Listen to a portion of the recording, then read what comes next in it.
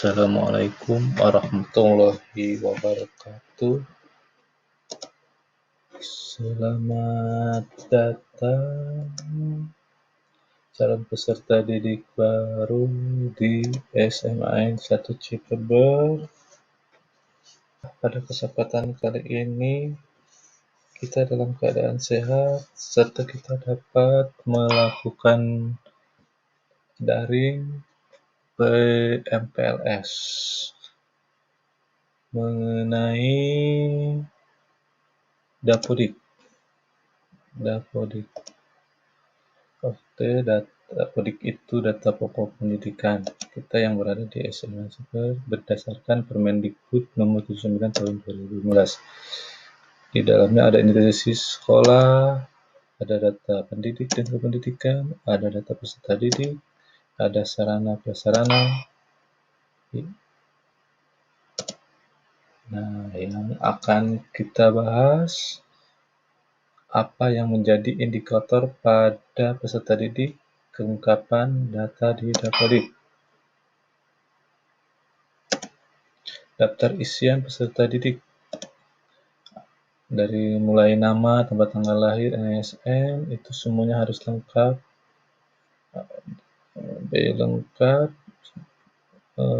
Ayah, nama ibu, kandung, pada pekerjaan dan sampai penghasilannya.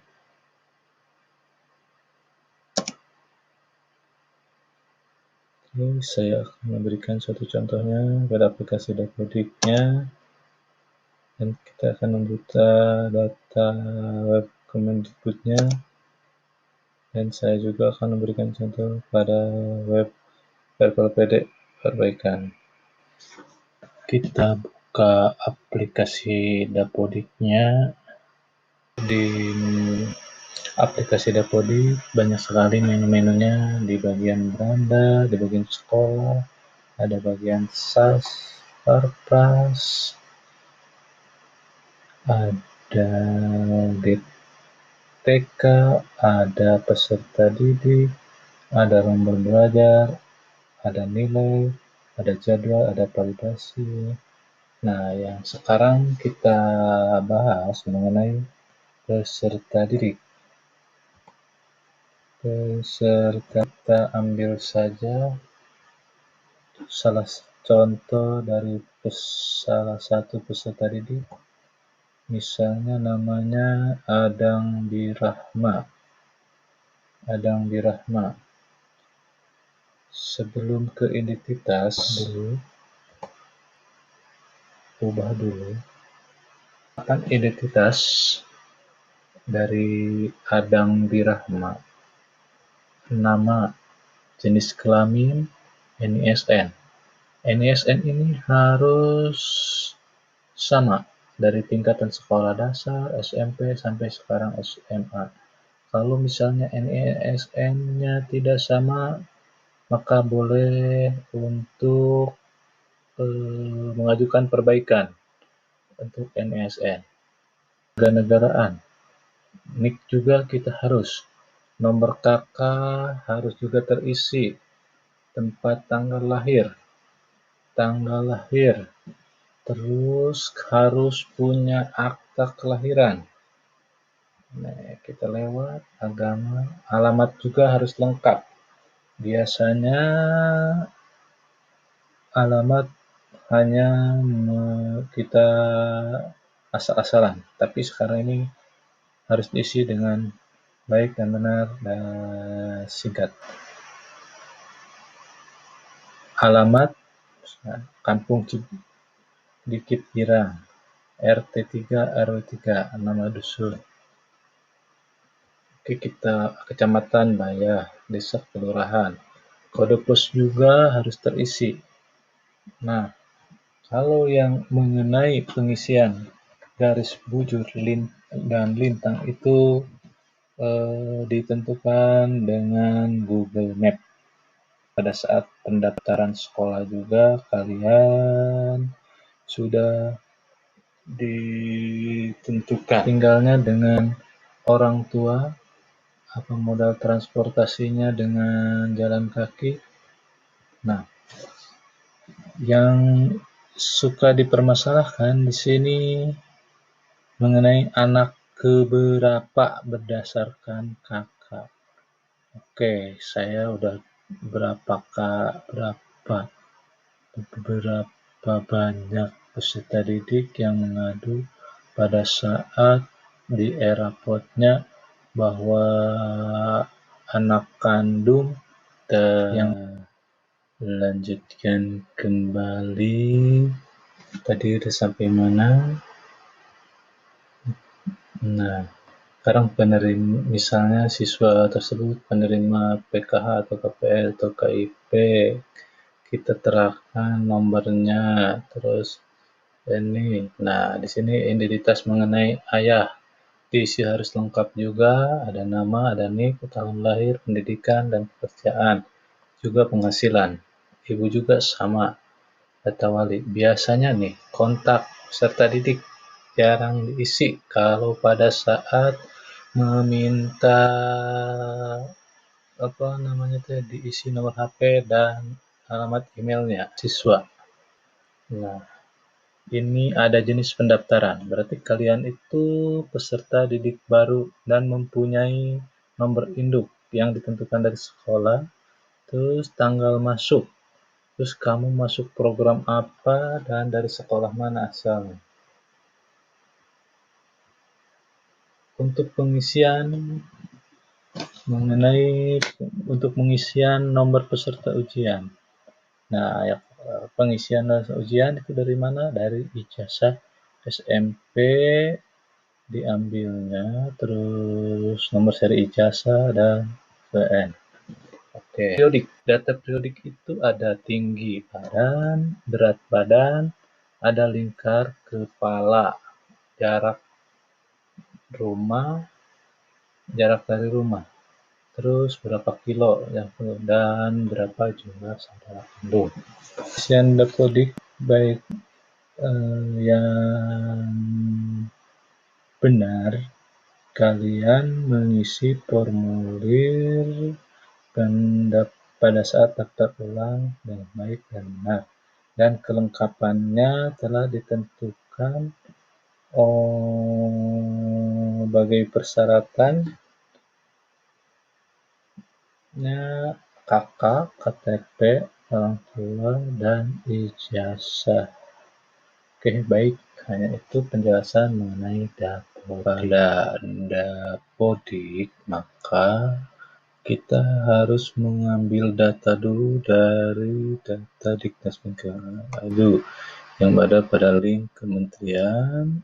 Oke, kita masuk. Oke, ada peserta didik. Kita pilih misalnya bagian ini, tambah peserta didik, tarik peserta didik, kita ambil dari mana provinsinya, kabupatennya, kecamatan. Nah, kita ambil ya dari SMPN 1 yang terdekat kita, terus tampilkan namanya. Nah, setelah kita ambil semuanya datanya dari misalnya beberapa siswa yang ada di SMP 1 Cibubur, kita ambil dan setelah itu melakukan sinkronisasi, maka data peserta didik akan masuk ke dalam dapodik. Data siswa yang mengalami kesalahan data nama, kita buka web verbal.pd Mendikbud.go.id. Di sini kita lihat di data residu kita ada data valid 95% dan 90%, berarti masih ada 4% yang belum valid. Kita buka pada bagian misalnya di NISN siswa.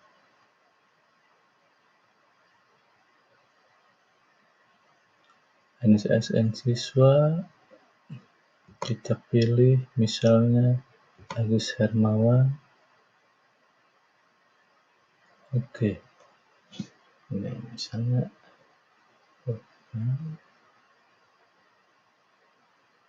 cek misalnya dengan yang baru, ini udah valid. Atau Pak kita ada cek ada residu ya, residu. Nah, di residu ada nama-namanya. Nih, misalnya rombel belajar NISN, terus ada itu. Oke, kita open. Nah, kita cari aja di sini nih. Misalnya salah satu contohnya nama Santi. Nah, dia mempunyai kata atribut nama Santi. Oke, dia rekaman di kelas ini. Nah, nama Santi itu tertera NISN-nya ganda. Ada di SMA Cileber, Cikulur, dan Mas Daruful. Ada 3 sekolah nih. Makanya kalau yang kayak gini ini harus ada perbaikan.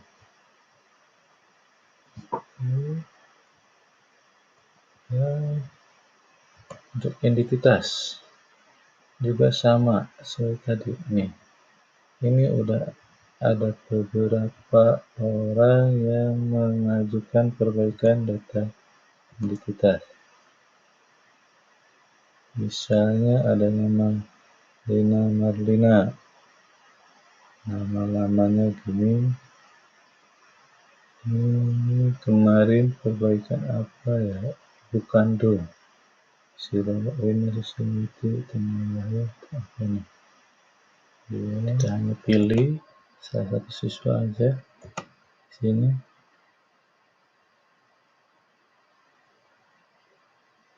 Oke, sama. Misalnya kita pilih namanya, kita validasi dulu namanya. Kalau misalnya kita kesalahannya mic, kita harus mengupload datanya yang disiapkan, kita harus berupa kakak. Kalau misalnya yang salahnya nama, kita sama dengan ijazah yang ada di SMP. Validasian data, ya, kita harus melakukan upload data. Oke, nih kita terima kasih.